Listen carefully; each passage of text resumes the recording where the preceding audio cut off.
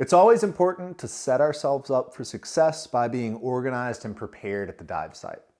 Now, when it comes to dry suit diving, whether that's cave diving, where we have long exposures in relatively warm 72°F water, or diving in a place like Lake Jocassee or the Great Lakes, where we have thermoclines where the water is properly cold, I want to be organized with my dry suit, undergarments, accessories, and spares. So this is the bag that I have for that. Now, typically I'm diving out of the truck with this bag, so it does have a little bit of bulk. If I was traveling, I would get rid of a couple of things from this bag to scale the size down some. You can see right up top, I have a changing mat. So put this down, it's a relatively sand-proof mat to keep sand and mud off of my boots. In the bed of my truck, I also keep a bug sprayer or a water sprayer that I use to rinse off my dry suit before I step onto that mat and change out of the dry suit. When I get to the dive site, I lay out my changing mat and then I set this bag on top of it and open it up. This mesh pocket holds accessories and backups.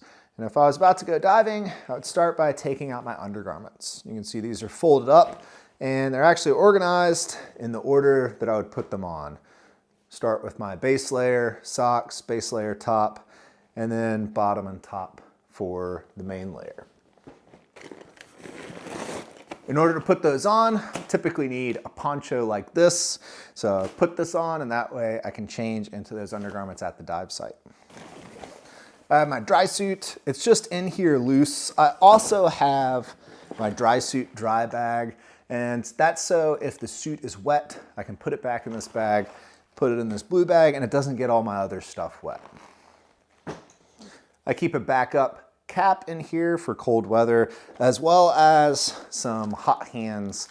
You know, if it's 20°F outside and we're about to go diving, using these to warm myself up a little bit before or after the dive is nice.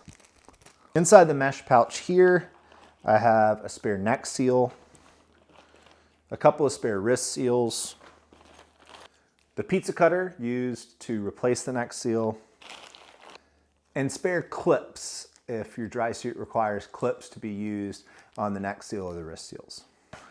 I have plenty of extra caths in there, as well as some backup barbs and quick disconnect fittings to use on a P-valve. I also keep a couple of things of dry suit lubricant. So all this stuff fits into the duffel bag pretty easily. And that allows me to get to the site, set out my changing mat, and be organized and have a process down to getting the dry suit on.